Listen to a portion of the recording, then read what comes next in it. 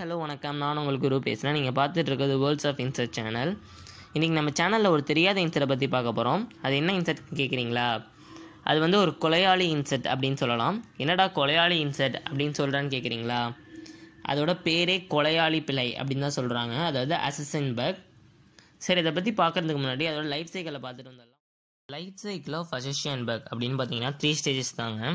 அதுவும் நிறைய இன்செக்ட்ஸ் மாதிரி இந்த 3 ஸ்டேஜஸ் தான் கிராஸ் பண்ணுது. மெட்டமார்ஃபிஸ் அப்படிங்கிற ஒரு ஸ்டேஜை விட்டுட்டு இந்த 3 ஸ்டேஜஸ் தான் ஃபாலோ பண்ணுது அப்படின்னு சொல்லியிருக்காங்க. அது என்னென்ன ஸ்டேஜ்னு பார்த்தீங்கன்னா எக், நிம்ப், அடல்ட் அப்படின்னு சொல்லியிருக்காங்க. இந்த எக் ஸ்டேஜில் இந்த எக்ஸை எங்கே லே பண்ணுதுன்னு பார்த்தீங்கன்னா கிரவுண்ட்லேருந்து 4 feet ஹைட்டில் தான் லே பண்ணுமா இந்த அசசின் பக். ஏன்னா வேறு ஏதாவது ப்ரெடிட்டர்ஸ், அதாவது வேறு ஏதாவது இன்செக்ட்ஸ் வந்து அதோட எக்ஸை சாப்பிடக்கூடாது அப்படிங்கிறதுக்காக 4 feet ஹைட்லேயே இது லே பண்ணுது அப்படின்னு சொல்லியிருக்காங்க. இதோட எக்ஸை வந்து நீங்கள் நல்லா உத்து பார்த்தீங்கன்னா தெரியும். அது ஏதோ பாட்டிலோட கேப் அப்படி இருக்கிற மாதிரி இருக்கும். சின்ன பாட்டிலோட கேப்பை தலைக்கீழ கவுத்து வச்சிருக்க மாதிரி இருக்கும்.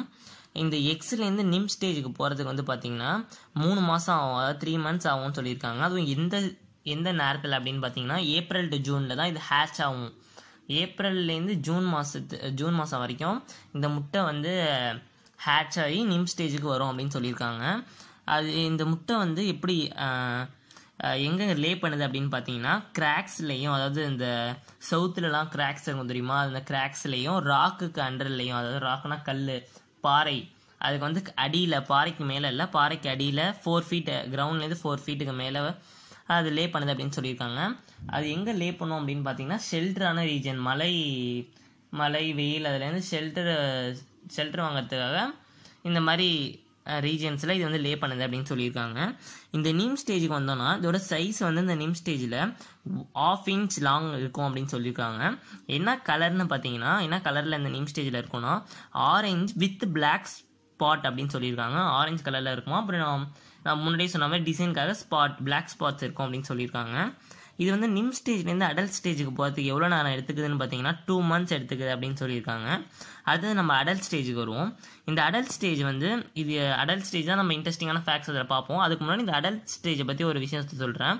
இந்த அடல்ட்ஸுக்கு வந்து எங்கே வசிக்க பிடிக்கணும், அதாவது அசசின் பக்ஸுக்கு பொதுவாக எந்த நேரத்தில் வசிக்க பிடிக்கும், அதாவது எந்த கிளைமேட்டில் வசிக்க பிடிக்கும்னு பார்த்தீங்கன்னா வின்டர் கிளைமேட். அதுவும் வின்டர் கிளைமேட் இல்லைங்க, ஓவரான வின்டர் கிளைமேட் இருக்கிற ரீஜன்ஸில் தான் இது மோஸ்ட்லி நிறையா வசிக்குது அப்படின்னு சொல்லியிருக்காங்க. இது மோஸ்ட்லி எந்த பகுதிகளில் இருக்குது அப்படின்னு பார்த்தீங்கன்னா அந்த மரத்தூள்கள், இலைகள் மூடி காட்டு பகுதிகள், அதாவது யூஎஸில் இருக்குது அப்படின்னு சொல்லியிருக்காங்க. ஏன்னாங்க life cycle of assassin buck பற்றி தெரிஞ்சுக்கிட்டீங்களா? வாங்க அதோட இன்ட்ரெஸ்டிங்கான ஃபேக்ட்ஸை பார்ப்போம். அசசின் பக்ஸ், இந்த அசசின் பக்ஸோட ஃபேமிலியை பார்த்தீங்கன்னா ரெடுவிடே அப்படின்னு சொல்லி கூப்பிட்றாங்க. அதாவது அதோட குடும்பத்தை ரெடுவிடே. இது வந்து தமிழ் ப்ரொனவுன்சியேஷன் தான் ரெடுவிடே, இங்கிலீஷ் ப்ரொனவுன்சியேஷன் வந்து ரெடுவிட் அப்படின்னு சொல்கிறாங்க. இது வந்து எல்லா நிலப்பரப்புலையும் வாழக்கூடிய தன்மையுடையது அப்படின்னு சொல்லியிருக்காங்க. அது எல்லா லேண்ட் மாசஸ் அப்படி எல்லாத்துலேயும் வாழுது. அதாவது டெசர்ட்டு, கோல்ட் ரீஜியன்ஸ், இந்த மாதிரி எல்லா இடத்துலையும் இது வந்து பதுங்கி வேட்டையாடக்கூடியது, அதாவது அதோட டெரிட்டரியை உண்டுபடுத்தக்கூடியது அப்படின்னு சொல்லியிருக்காங்க. உலகத்தில் இருக்க எல்லா இடத்துலையுமே இது வாழுது அப்படின்னு சொல்கிறாங்க. அதோட கிங்டம் அமைச்சுக்குது, பதுங்கி வேட்டையாடுது, தனக்கு தேவையான ஃபுட்டை வந்து தானே வேட்டையாடி சாப்பிடுது அப்படின்னு சொல்லியிருக்காங்க. இதோட ஃபேமிலியில் வந்து பல ஸ்பீஷியஸ் இருக்குங்க. இதில் கிட்டத்தட்ட நிறைய ஸ்பீஷஸ் இருக்குன்னு சொல்லலாம். அதுக்குன்னு தனித்தனியாக நேம்ஸ் இருக்குது. இதில் எப்படி இந்த அசசின் பக்ஸை கண்டுபிடிக்கிறதுன்னு பார்த்தீங்கன்னா, இந்த அசசின் பக்ஸுக்கு மட்டும்தான் இந்த ஃபேமிலியிலே சின்ன கழுத்து, அதோட நெக்ஸை பார்த்தீங்கன்னா அதாவது கழுத்தை பார்த்தீங்கன்னா குறுகிய கழுத்து இருக்குமா. அது மட்டும் இல்லாமல் அந்த ப்ரோப்சிக்ஸ், அது சொல்லப்படுற அதோட பாடி வந்து ஸ்ட்ராங்காகவும் கேர்வ்டாக இருக்கும். நீங்கள் அதை நல்லா நோட்டீஸ் பண்ணியிருந்தீங்கன்னா தெரியும், அது லைட்டாக கேர்வ்டாக இருக்கும்.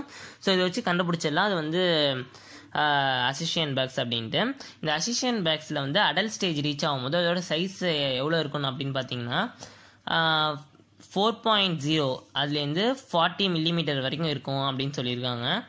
அதோட நெக்கு சொன்னேன் இல்லையா, இந்த அசசின் பக்ஸை பற்றி சொல்லும் போது அது வந்து சின்ன கழுத்தாக தான் இருக்கும், அது குறுகிய கழுத்து, அது நீட்டமாக, ஆனால் வந்து அது லாங்காக இருக்கும் அப்படின்னு சொல்லியிருக்காங்க. இதோட கழுத்து மட்டும் இல்லைங்க, அதோட கால்களும் நீட்டமாக தான் இருக்கும், அதோட தலையும் கொஞ்சம் நீட்டமாக தான், அதாவது கேர்வ்டாக வந்திருக்கும் அப்படின்னு சொல்கிறாங்க. இதோட கலர்ஸ் வந்து பார்த்தீங்கன்னா என்னென்ன கலர்ஸில் இது வந்து அவைலபிளாக இருக்குது அப்படின்னு பார்த்தீங்கன்னா இந்த உலகத்தில் ஆரஞ்சு கலரில் இருக்கான், பழுப்பு நிறத்தில் இருக்கான், அப்புறம் வந்து கருப்பு, அப்புறம் சிவப்பு நிறத்தில் இருக்குது, அதாவது சும்மா பிளாக் ஸ்பாட்ஸ் இருக்கும் அப்படின்னு சொல்கிறாங்க. அப்புறம் ப்ளைனாக இருக்கிறது வந்து ரேர் அப்படின்னு சொல்லியிருக்காங்க. இது வெறும் அட்டாக்கிங் சென்ஸ் என்னன்னு பார்த்தீங்கன்னா, அதுக்கு வந்து காட் எதில் பவர் கொடுத்துருக்காருன்னு பார்த்தீங்கன்னா, அதோட சலைவால தான். இப்போ ஒரு ப்ரேவை, அதாவது அதோட இறையை பிடிச்சிச்சின்னா அதோட சலைவாவை அந்த இறையிலே இன்ஜெக்ட் பண்ணிடுமா. ஸோ அது மூலிமா அந்த இறையோட இன்டர்னல் ஆர்கன்ஸ்லாம் வந்து லிக்விஃபைட் ஆகிடுமா, அதாவது தண்ணி மாதிரி ஆகிடுமா, திரவமாக ஆகிடும். ஸோ அதனால் அது வந்து ஈஸியாக அதை வந்து உறிஞ்சி எடுத்துக்குது. அது உறிஞ்சி எடுக்கும் போது அந்த இறையில் இருக்க டிஷ்யூஸ் எல்லாம் அதால் டைஜஸ்ட் பண்ண முடியாது. ஸோ அதுக்கிட்ட வந்து ஸ்பெஷலாகவே ஒரு என்ஜைம்ஸ் இருக்குமா. இது வந்து எக்ஸ்ட்ரா டைஜஸ்டிவ் சிஸ்டமோட வேலை அப்படின்னு சொல்கிறாங்க. இந்த என்ஜைம்ஸை வச்சு இது டைஜஸ்ட் பண்ணுறத அப்படின்னு இதை சொல்கிறாங்க சயின்டிஸ்ட். இதோட இன்னொரு ஸ்பெஷலான கேரக்டரை பற்றி நீங்கள் பார்த்தீங்கன்னா, அதோட வெயிட்டை விட, அதோட சைஸ் வெயிட்டை விட இன்னும் கொஞ்சம் பல மடங்கு அதிகமாக இருக்கிற சைஸ் வெயிட்டு ஆனால் இறையை வந்து பிடிக்கும். அதாவது சலைவாவை இன்ஜெக்ட் பண்ணி கொல்லக்கூடியது. அதனால தான் இதுக்கு பேர் வந்து கொலையாளி பிழை அப்படின்னு தமிழில் சொல்லியிருக்காங்க. அதாவது தான் வெயிட்டை விட இன்னும் பல மடங்கு அதிகமாக இருக்கிற வெயிட்டான உயிரினம் அப்படின்னு சொல்லலாம். அதை வந்து இதை கொன்று சாப்பிடும் அப்படின்னு சொல்லியிருக்காங்க. இது வந்து நம்ம ஏற்கனவே நம்ம சேனலில் போட்ட தேல் பற்றி நான் எக்ஸ்பிளைன் பண்ணியிருந்தேன். அப்போ வந்து சொல்லியிருந்தேன், இந்த தேலோட குட்டிகள்லாம் அந்த ஃபேமிலியை விட்டு தனியாக போகும்போது ஒரு ஸ்பீஷஸ் ஆஃப் இன்செக்ட் வந்து அதை சாப்பிடுது அப்படின்னு சொல்லியிருந்தேன். அது வந்து என்ன ஸ்பீஷஸ் ஆஃப் இன்செக்ட்னு நான் சொல்லியிருந்தேன். அதாவது அசெஷியன் பக் தான் நான் சொல்லியிருந்தேன் அப்பையும். ஸோ அதை பார்க்காதவங்க போய் பார்த்துட்டு வந்து இதை பாருங்கள், அப்போ உங்களுக்கு பெட்டராக இருக்கும். இதோட கிங்டமை பற்றி நம்ம தெரிஞ்சுக்கலாம். இதோட கிங்டம் வந்து அனிமல்யா அப்படின்னு சொல்கிறாங்க. இதோட ஃபைலம் வந்து பார்த்திங்கன்னா ஆர்த்ரோபோடா அப்படின்னு சொல்கிறாங்க. இதோட கிளாஸ் வந்து இன்செக்டா அப்படின்னு சொல்கிறாங்க. இது எந்த வகை, அதாவது ஆர்டர் பார்த்திங்கன்னா ஹெமிப்டரா அப்படின்னு சொல்கிறாங்க. இந்த நாலுத்தையும் நீங்கள் பேரை மட்டும் தெரிஞ்சு வச்சுக்கிட்டா போதும். இதை பற்றி டீட்டெயிலாக எதுவும் தெரிஞ்சு வச்சுக்க தேவையில்ல. இதெல்லாம் அவ்வளோ யூஸ் ஒன்றும் கிடையாது. பேரை மட்டும் தெரிஞ்சு வச்சுக்கிட்டா கொஞ்சம் பெட்டர். இதுக்கு வந்து அசிஷியன் பக்ஸ் வந்து விங்ஸ் இருந்தாலுமே அது வந்து பறக்கிறது வந்து புவர் தான் அப்படின்னு சொல்லியிருக்காங்க. அதனால் அவ்வளோவா பறக்க முடியாது. அது நடக்கிறதே வந்து கொஞ்சம் ஸ்லோவாக தான் நடக்கும் அப்படின்னு சொல்லியிருக்காங்க. இதோட லைஃப், அதாவது இதோட வாழ்க்கை வந்து பார்த்திங்கன்னா எவ்வளோ வருஷம் இருக்குது அப்படின்னு பார்த்தீங்கன்னா 1 to 2 years இருக்குது அப்படின்னு சொல்லியிருக்காங்க. சரி, இதெல்லாம் சொல்லிட்டு இது வந்து மனுஷங்களை கடிக்குமா அப்படின்னு கேட்டிங்கன்னா, நிச்சயமாக இது வந்து மனுஷங்களை கடிக்குங்க.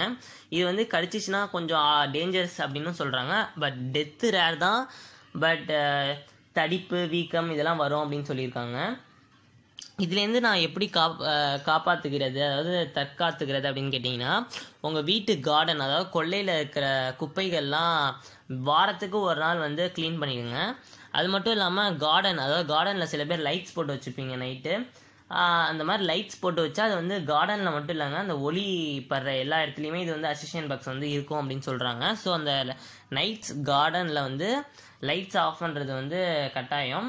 இல்லைனா அந்த அசிஷியன் பக்ஸ் வந்து உங்கள் வீட்டுக்குள்ளே வரத்துக்கும் வாய்ப்பு இருக்குது. இந்த அசிஷியன் பக்ஸ் வந்து ஃபார்மர்ஸ், அதாவது கார்டனர்ஸோட ஃப்ரெண்டு அப்படின்னு சொல்கிறாங்க. ஏன்னு பார்த்தீங்கன்னா, இது வந்து பூச்சிகளை சாப்பிடுதுன்னு நான் சொன்னேன் இல்லையா. அதுவும் பெரும்பாலான என்ன பூச்சிகள் இது சாப்பிடுதுன்னு பார்த்தீங்கன்னா, இந்த பிளான்ட்ஸை வந்து சாப்பிடும். தெரியுமா, ஹெர்பிவோரஸ் இன்செக்ட்ஸு. அதாவது என்னென்ன இன்செக்ட்ஸ்னு பார்த்தீங்கன்னா, ஆண்ட்ஸு, பிளான்ட்ஸை சாப்பிடக்கூடிய இன்செக்ட்ஸ்லாம் இது வந்து சாப்பிட்றதுனால இது வந்து கார்டனர்ஸோட ஃப்ரெண்டு அப்படின்னு கூப்பிட்றாங்க இதை.